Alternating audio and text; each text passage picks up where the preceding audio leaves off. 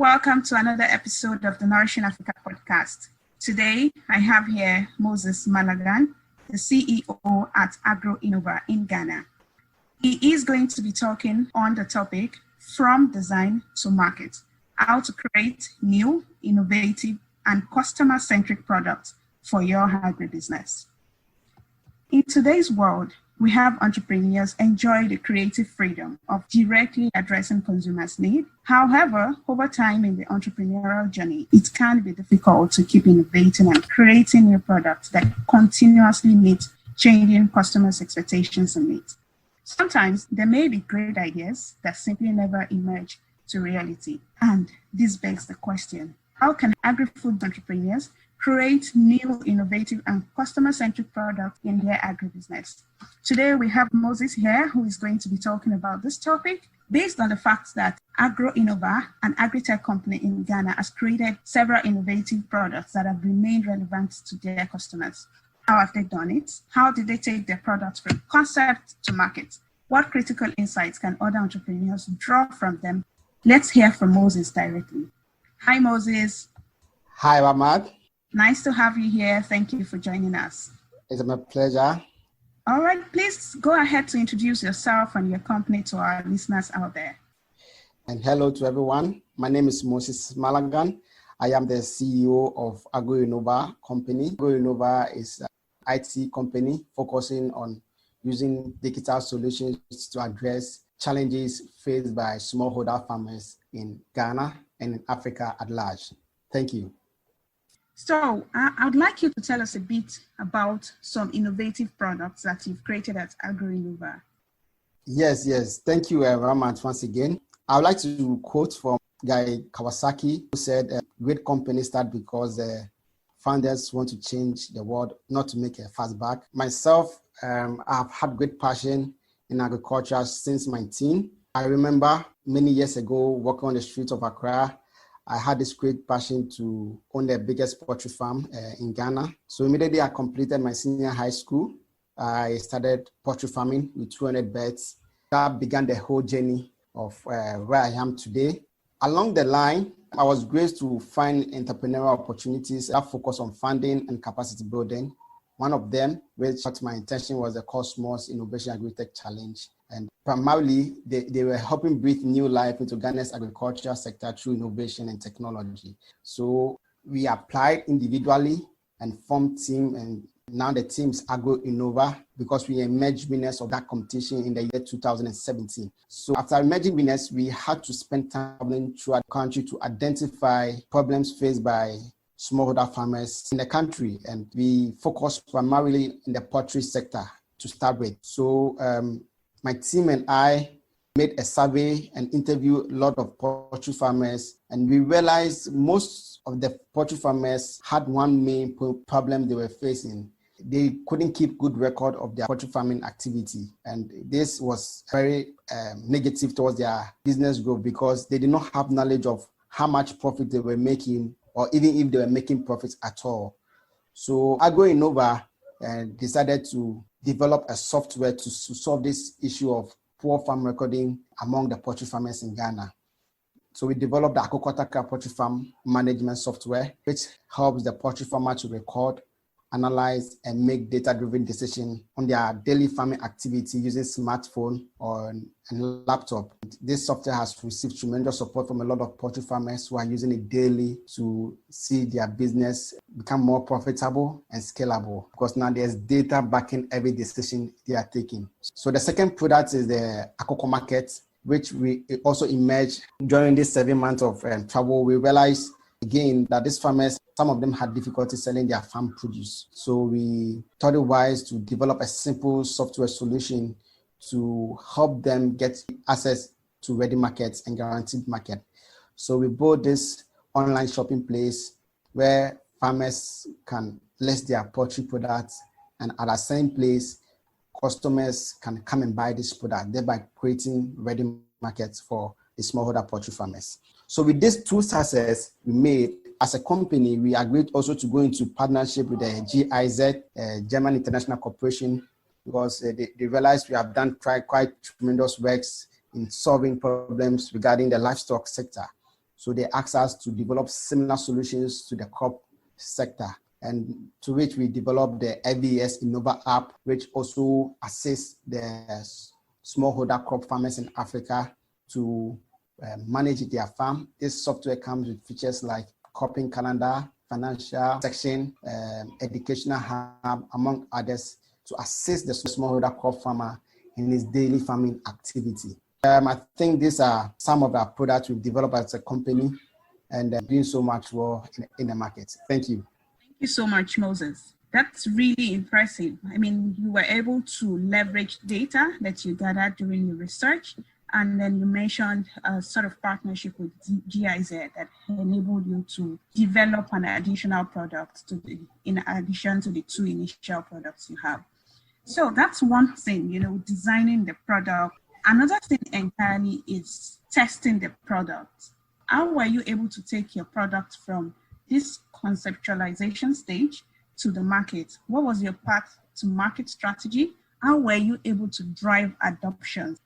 Yes, I think this is a very good question, because technology adoption is quite new in Africa's agricultural space. So it is very prudent to, at the point of developing a product, you involve the users of the products into it right from the scratch. And I think that had been our approach as a company. All our products, we started developing it with their potential users. So we go to them, ask them of their problems and how they want the problems to be solved for them. We understand them because I'm a poultry farmer, so I understand the language of the poultry farmer. And I'm able to communicate among my team of IT experts and other skill sets to now translate or get this problem into a better solution for them. And I think it has been very helpful to us, and it makes the work process simpler, because you come up with a finished product which these farmers want, because you have been building with them. So I think it's very key in developing products for the farmers in Africa. You get them involved right from the scratch. And after the product is developed, the next is going to the market or getting it used. Yes, at the point of developing, you have people you are working with. So those people are your first customers or group of people who will be using it. However, they are not going to give you enough market, because there are just few sample space you have used. So then you have to get more people to use it.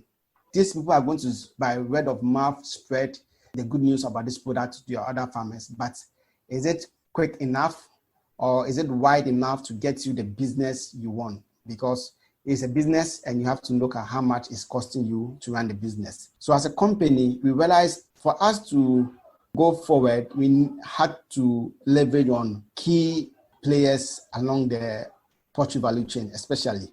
We had to partner with the Ghana National Association of Poultry Farmers, which is the apex board poultry activities in Ghana. And it has really been helpful to us. This partnership has really made us have access to a lot of poultry farmers, because these bodies or these associations organize periodic workshops and training sessions for their members who are the poultry farmers. And it's these same members that we want to use our poultry product or our software product. So a good relationship with this association, you can now leverage on their workshop sessions or training sessions to also introduce your poultry product or any product you have to these farmers. And I think that has been our approach, leveraging on the key players in this poultry value chain. And we also have another key player, the Ghana Poultry Project, which is a USSD funded project. They also play a key role in the Ghana poultry sector, and they've been very tremendous to us. So in answering it, one, in developing a product, you develop it with the user together, and they will accept it when it is ready. And when it is ready, you also have to leverage on partners, key players along the value chain who are very influential, because they have the database of these farmers. When they speak, the farmers are going to listen to them. And because of the association with them, it brings level of trust and security, because they know that they are dealing with a trusted person. Because this whole age where there's a lot of wrongdoings with technology and stuff, people have so much security when it has to do with their data. But when they realize you're in collaboration or you're in partnership with their trusted partners already, they have this kind of trust, and they are able to relax and accept you to welcome you to use every product you have for them. So I think that has been our approach so far, and it has been very helpful to us. Thanks a lot, Moses.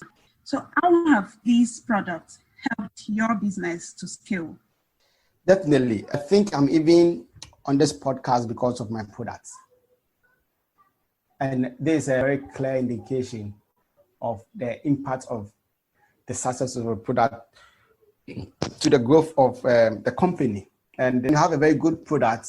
A lot of people want to associate with you. And through our good products, we have now external partners like, as I mentioned, GIZ and the MEST Incubator, the Pitch AgriHack CTA, just to mention. And these partners would want to support you to achieve your dream because you have very tremendous products, which is also, if not directly, indirectly addressing some of the challenges or some of the issues they also want to solve for the people they are dealing with. So I think our products had really moved us as a company to a very high position. It's good everyone developing a product in this agri-tech space considers that because this partnership or these partners, your success story is also their success story. So if you have a success, they will try to make sure you are successful in whatever you are doing, and then they also become successful in also whatever they are doing. So if you're able to get a product which they kind of like, which solve almost the problems they are trying to solve for communities and institutions and smallholder farmers, it's a very good leverage to grow up your company, to become an international brand or to become a well-recognized brand, to now begin to achieve so many dreams that you want to do with your company. Yeah. I really like that. Thanks for that. So if you were to list your top 3 strategies to help other agri-food entrepreneurs to continuously create new, innovative, and customer-centric products, what would those 3 strategies be? Thank you, Ramaz. Even before I list those strategies, there are a lot of opportunities. You see, our agri space is made of a lot of issues for now, which are being solved. So if you are good enough to identify any issue along this value chain and solve them, becomes a business for you. But then, as the question is demanding, what are the strategies to make sure this business is very successful for you? You develop the product together with the person who's going to use it. Farmers don't want to receive an imposed product on them. They want to receive products which they understand because they are going to use. They want to receive product which it's familiar to their world. So right from the beginning, you have to have the user in mind at the point of developing the product, which is very key to your success as someone who wants to enter this agribusiness space. And secondly, you have to leverage on partnership. You really have to leverage on partnership because this partnership will give a lot of opportunities which would have cost you a lot of money or a lot of time to have gotten this partnership. As I mentioned, sometimes one of our partners is having program with poultry farmers or crop farmers, and they call us, okay, I'll go over. We are having this session with this group of farmers, and we want you to come and take 1 hour of free time. And this is something that would have cost us thousands of dollars to just organize such a session for them. So growing up, you can't go alone. You can't do anything on your own. No matter how good your product is, you need to leverage on this existing structures, and they will push you to wherever you want to go. And finally, I think marketing should be something which is very important to the team or to the company, because one of the mistakes I've seen along the line that a lot of entrepreneurs make is focus so much on product development and less on marketing.